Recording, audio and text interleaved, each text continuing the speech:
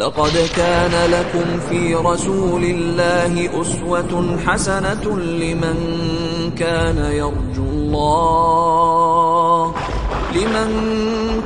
يرجو الله واليوم الآخر وذكر الله كثيرا. Assalamualaikum warahmatullahi wabarakatuh. Alhamdulillahirabbil alamin wassalatu wassalamu ala nabiyina Muhammadin wa ala alihi wa ashabihi ajmain, amma ba'du. Segala puji bagi Allah Subhanahu wa taala yang masih memberikan kita kesempatan untuk melanjutkan program kita Basmalah, bahas masalah sejarah. Dan ini adalah episode kita yang kedua. Setelah sebelumnya kita belajar tentang pentingnya belajar sejarah Nabi SAW, kita akan membahas hari ini tentang mengenal bangsa Arab, mengenal asal-usul bangsa Arab. Kenapa? Karena Nabi Muhammad SAW adalah orang Arab. Jadi kalau kita pengen belajar tentang sejarah Nabi SAW, ya harus juga belajar tentang sejarah bangsa Arab. Dan para ahli sejarah mengatakan bahwasanya bangsa Arab itu terbagi menjadi dua. Yang pertama adalah Ba'idah dan yang kedua adalah Baqiyah. Ba'idah itu artinya adalah punah, musnah. Artinya bangsa Arab Ba'idah adalah bangsa Arab yang kini sudah tidak ada, sudah kuno, sudah musnah, sudah punah, tidak bisa dilacak lagi sejarahnya. Di antara contohnya adalah ya kaumnya Nabi Hud, seperti ya umat ya kaum ya Ad, kemudian juga umatnya Nabi Soleh seperti kaum Samud. Ini di antara contoh-contoh bangsa Arab yang kini sudah punah, sudah musnah, yaitu bangsa Arab Ba'idah. Dan juga ada bangsa Arab yang kedua Baqiyah. Baqiyah itu lawan kata dari Ba'idah. Kalau Ba'idah sudah punah, sudah musnah, sudah nggak ada, Baqiyah artinya tersisa, yang masih ada sampai saat ini. Artinya Baqiyah lawan kata dari Ba'idah. Dan para ulama membagi bangsa Arab yang tersisa, yang Baqiyah, ini terbagi menjadi dua bangsa besar. Yang pertama adalah bangsa Arab Aribah, yang kedua adalah bangsa Arab Musta'ribah. Bangsa Arab Aribah, Aribah dari kata ya Aribah yang artinya murni, asli. Artinya bangsa Arab Aribah adalah bangsa Arab yang memang garisnya murni, belum mengalami percampuran ya generasi, percampuran keturunan, belum mengalami naturalisasi. Artinya dia benar-benar asli bangsa Arab. Dan ini juga disebut sebagai bangsa Arab Qahtaniyah karena dia berasal dari garis keturunan seseorang yang bernama Qahtan. Kemudian yang kedua, bangsa Arab Musta'ribah. Musta'ribah artinya adalah naturalisasi, artinya adanya percampuran keturunan. Ya, adanya perkawinan silang antar ras, antar bangsa sehingga memunculkan bangsa jenis baru. Dan nenek moyang dari bangsa Arab Musta'ribah ini adalah Nabi kita, Nabi Ismail ibn Ibrahim alaihi wassalam. Dan juga bangsa Arab Musta'ribah juga dikenal sebagai bangsa Arab Adnaniyah karena salah satu keturunan dari Nabi Ismail, ya cucunya, generasinya, ada seorang yang bernama Adnaniyah sehingga dikenal dengan bangsa Arab Adnaniyah.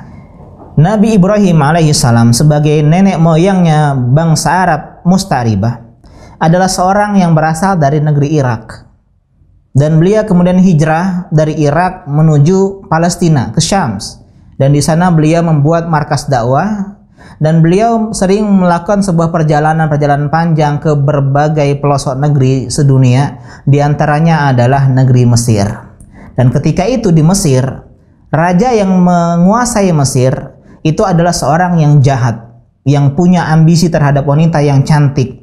Ketika ada wanita cantik datang ke negeri Mesir, kalau dia punya suami, maka suami akan ditangkap, disiksa, hampir dibunuh, agar sang istri mau melayani permintaan dan kemauan sang raja. Dan Nabi Ibrahim tahu hal ini.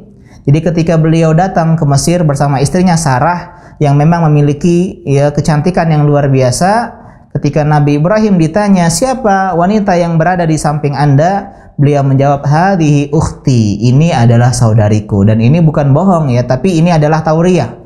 Tauriyah itu adalah bermain kata, dan ini diperbolehkan kalau kita sedang dalam keadaan dizolimi atau pengen lari dari sebuah ya kezoliman orang lain. Dan ini diperbolehkan. Maksudnya adalah saudari seiman, karena innamal mu'minuna ikhwah. Semua orang yang beriman itu adalah bersaudara. Akan tetapi sang raja tetap saja ingin berbuat jahat dan berbuat buruk kepada Sarah, istrinya Nabi Ibrahim alaihissalam. Singkat cerita, Allah Subhanahu wa taala akhirnya menjaga Sarah dari niat buruk dan jahat sang raja. Dan sebagai permintaan maaf sang raja yang telah ingin berbuat buruk kepada Sarah, Raja Mesir pun menghadiahkan Sarah seorang budak wanita yang bernama Hajar sebagai permintaan maafnya. Ada yang mengatakan bahwasanya Hajar itu bukan budak tapi wanita merdeka. Bahkan beliau adalah putri dari Raja Mesir itu sendiri. Singkat cerita, karena Sarah tidak kunjung hamil, akhirnya Sarah menghadiahkan Hajar kepada suaminya Ibrahim alaihissalam, berharap dengan keduanya muncullah keturunan untuk Nabi Ibrahim alaihissalam. Ada yang mengatakan bahwasanya Nabi Ibrahim ini tidak menikahi Hajar, tapi statusnya sebagai budak dan tuan, karena tuan boleh menggauli budaknya. Ya, singkat cerita, akhirnya hamillah Hajar dan Hajar melahirkan putra pertama Nabi Ibrahim yang bernama Ismail. Dan sebagai seorang wanita biasa, Sarah pun cemburu, terbakar api cemburu. Dan untuk menjaga dari hal-hal yang buruk, akhirnya Allah Subhanahu wa taala memerintahkan Nabi Ibrahim alaihissalam untuk membawa istrinya Hajar dan putranya yang masih kecil Ismail ke kota Mekah, ke dekat Baitullah, ya rumah Allah Subhanahu wa taala yang saat itu masih berupa hanya gundukan kecil saja, ya gundukan bukit yang kecil saja, yang kalau ada banjir maka bisa mengikis kanan dan kirinya. Dan ketika itu di Mekah tidak ada seorang pun manusia yang tinggal di sana. Kenapa? Karena tidak ada tumbuh-tumbuhan, tidak ada mata air. Jadi Mekah ketika itu hanyalah padang yang tandus lagi gersang, kering lagi kerontang. Sehingga hanya sebagai lintasan, ya perlewatan orang-orang yang sedang berdagang saja. Ketika itu Nabi Ibrahim alaihissalam meninggalkan Hajar istrinya dan juga Ismail putranya dengan sekantong kurma dan juga sewadah air atau sekantong air. Setelah meninggalkan sekantong kurma dan sekantong air, Nabi Ibrahim pun langsung beranjak pergi tanpa pamit. Dan Hajar pun mengejarnya. Hajar mengatakan, "Ya Ibrahim, aina tadhhab? Kemana kau akan pergi? Tatrukuna bihadzal wadi? Kau tinggalkan kami berdua di sini, di lembah ini, alladzi laisa fihi insun wala syai', yang tidak ada manusia dan tidak ada segala sesuatu, mata air tidak ada, tumbuh-tumbuhan tidak ada." Tapi Nabi Ibrahim terus saja berjalan tanpa menoleh ke belakang sedikit pun. Dan Nabi Ibrahim sebenarnya sedih, ya, berpisah dengan anak yang dia tunggu puluhan tahun, berpisah dengan Hajar istrinya. Tapi inilah perintah Allah Subhanahu wa taala. Kemudian Hajar yang terus mengejar Nabi Ibrahim alaihissalam, yang mengulang-ulang pertanyaannya, "Aina tadhhab? Kemana engkau pergi?" Kemudian imamnya yang berbicara. Hajar mengatakan, "Allahu amaraka bihada." Apakah Allah yang perintahkan engkau untuk ini, untuk meninggalkan kami di sini? Kemudian Ibrahim pun menjawab, "Na'am, iya, Allah yang memerintahkan aku untuk meninggalkan kalian di sini." Kemudian lihat betapa luar biasanya iman Hajar alaihissalam. Beliau mengatakan, "Idzan la yudayyuna." Kalau begitu Allah nggak mungkin menelantarkan kami, Allah nggak mungkin menyia-nyiakan kami. Hajar pun kembali ke tempat Ismail, sedang berada di sana. Dan kembali Hajar menyusui putranya Ismail yang memang sedang kehausan, habis perjalanan jauh dari Palestina ke Mekah. Kemudian Hajar pun karena kehausan, dia pun minum air tersebut sedikit demi sedikit, sampai akhirnya air yang berada di kantong air tersebut pun habis. Apalah daya sebuah kantong air, sedikit demi sedikit pun pasti akan habis. Dan ketika itulah Ismail masih kehausan, sedangkan Hajar harus mencari air agar dia bisa menyusui putranya Ismail. Akhirnya dia berusaha untuk mencari, jangan-jangan ada orang yang melintas, jangan-jangan ada kafilah dagang yang sedang lewat. Beliau pun akhirnya mendaki bukit yang terdekat, yaitu Bukit Sofa. Di Bukit Sofa Hajar melihat mungkin ada orang-orang yang berdagang melintas, tapi ternyata tidak ada seorang pun yang dilihat oleh Hajar. Kemudian Hajar kembali turun dan dia menyingsingkan lengan bajunya, berusaha keras demi sang buah hati, demi Ismail putranya. Akhirnya dia pun mendaki sebuah bukit yang berada tak jauh dari Safa, itu Bukit Marwah, dan berharap jangan-jangan ya ada orang yang lewat, ada kafilah dagang yang sedang melintas, tapi hasilnya sama, nihil, tidak ada. Dan beliau pun turun ya berkali-kali, naik turun mendaki antara Bukit Safa dan Marwah sebanyak 7 kali. Dan ini menjadi landasan bagi syariat sa'i, yaitu salah satu rukun di antara rukun umroh dan haji yang kita amalkan saat ini. Kemudian di akhir ya putaran ke-7, Hajar mendengar suara, yaitu suara ternyata berasal dari malaikat Jibril alaihi salam yang sedang berada tak jauh dari Nabi Ismail, ya Ismail kecil, yang ketika itu sedang menggali dengan tumit atau dengan sayapnya sehingga keluarlah air Zam-Zam. Dengan cepat ya Hajar pun akhirnya menciduk air Zam-Zam tersebut, kemudian dia masukkan ke dalam wadahnya. Dan akhirnya beliau bisa minum ya, dan juga Ismail pun bisa menyusu dengan ibunya Hajar. Dan tadi ya ketika Nabi Ibrahim alaihissalam yang meninggalkan istrinya Hajar dan juga putranya Ismail, ketika beliau sudah berada di balik lembah sehingga tidak terlihat, beliau pun menghadap Baitullah ya, dan berdoa dalam doa yang termaktub dalam surat Ibrahim ayat ke-37. Kata beliau, Rabbana inni askantu min dzurriyyati biwadin ghairi dzi dzar'in inda baitikal muharram. Rabbana liyuqimus shalah faj'al afidatan minan nasi tahwi ilaihim warzuqhum minat thamarati la'allahum yashkurun. Wahai Tuhan kami, sesungguhnya aku meninggalkan keluargaku, istriku, anakku di lembah ya, di lembah di dekat rumahmu Baitullah, yang mana aku ingin ya Allah agar mereka mendirikan sholat, dan jadikanlah hati manusia condong kepada tempat ini, dan berikanlah mereka rezeki dari buah-buahan agar mereka menjadi orang-orang yang bersyukur.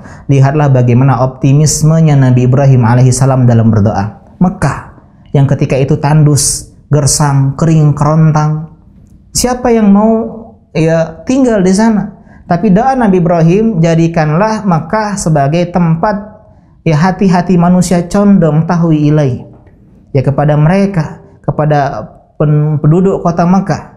Dan terbukti sekarang luar biasa ya, setiap tahun ya, setiap bulan bahkan ada ratusan bahkan ribuan orang ya dari segala penjuru dunia yang mendirikan atau melaksanakan ibadah umrah, pergi ke Makkah, pergi ke Masjidil Haram. Dan juga sekarang tidak ada buah-buahan yang tidak ada di kota Makkah. Allah berikan mereka rezeki dari buah-buahan, karena sekarang sudah menjadi negeri yang makmur, yang semua ada di sana. Ini di antara hal yang kita harus tanamkan dalam optimis dalam berdoa. Kita kembali kepada Hajar alaihissalam dan juga putranya Ismail. Ketika mereka sudah bisa istirahat dengan tenang karena ada mata air, sumber air yang banyak, melintaslah ketika itu ya sebuah kabilah yang dikenal dengan kabilah Jurhum dari Yaman, dan mereka adalah bangsa Arab Aribah, bangsa Arab murni yang sedang melakukan sebuah perjalanan melintasi daerah Mekah. Dan mereka melihat ada sekawanan burung yang sedang ya menari-nari di atas ya sebuah tempat, dan itu membuat mereka keheranan. Karena mereka paham kalau ada burung-burung sedang ya berada terbang-terbang di atas sebuah daerah, artinya ada mata air di sana. Sedangkan mereka paham betul Makkah ketika itu tidak ada mata airnya, tidak ada ya sumber airnya, sehingga mereka mengutus 1 atau 2 orang dari kabilahnya untuk melihat apakah benar di sana ada mata air. Tak lama kemudian utusan tersebut pulang kembali dan mengabarkan bahwa memang di sana ada mata air. Singkat cerita, kabilah Jurhum pun akhirnya mendatangi tempat tersebut yang tak jauh dari Baitullah. Kemudian mereka minta izin kepada Hajar yang duluan di sana agar bisa tinggal di sana, dan Hajar alaihissalam pun yang mengizinkan. Sehingga Ismail alaihissalam pun akhirnya tinggal bersama kabilah Jurhum bangsa Arab Aribah. Main di sana, dewasa di sana, bermain dengan anak-anak dari kabilah suku Jurhum. Kemudian ya Ismail pun menjadi seorang yang dewasa dan menikahi salah satu seorang wanita yang merupakan putri dari tokoh, dari pemuka kabilah Jurhum. Dan dari inilah ya, dari keturunan inilah muncul yang namanya bangsa Arab Musta'ribah. Nabi Ismail alaihissalam menikahi seorang wanita tersebut dan memiliki 12 anak dan semuanya adalah laki-laki. Dan 12 anak tersebut membentuk kabilah yang besar. Dan dari keturunan inilah muncul seorang bernama Adnan, sehingga bangsa Arab Musta'ribah itu disandarkan kepada Adnan, yaitu dengan nama Adnaniyah, bangsa Arab Adnaniyah. Dan dari Adnan inilah lahir nantinya seorang yang dikenal dengan Kinanah. Kemudian dari Kinanah nanti lahir jauh seorang bernama yang dikenal dengan nama Quraisy, yaitu suku Quraisy. Kemudian dari Quraisy nanti lahirlah seorang yang bernama Qusay. Kemudian dari Qusay lahirlah seorang yang bernama Hashim. Dari Hashim lahirlah seorang anak yang bernama Abdul Muttalib, kakek Nabi SAW. Dari Abdul Muttalib lahirlah Abdullah, bapak dari Nabi Muhammad SAW. Kemudian lahirlah Rasulullah SAW. Dan ini adalah bukti bahwasanya Nabi Muhammad SAW berasal dari bangsa Arab Musta'ribah. Itu bangsa Arab Adnaniyah yang merupakan keturunan dari Nabi Ismail ibn Nabi Ibrahim alaihi wassalam. Demikian mungkin yang bisa kita sampaikan pada kesempatan kali ini. Insya Allah kedepannya kita akan bahas tentang mengenal keluarga Nabi SAW.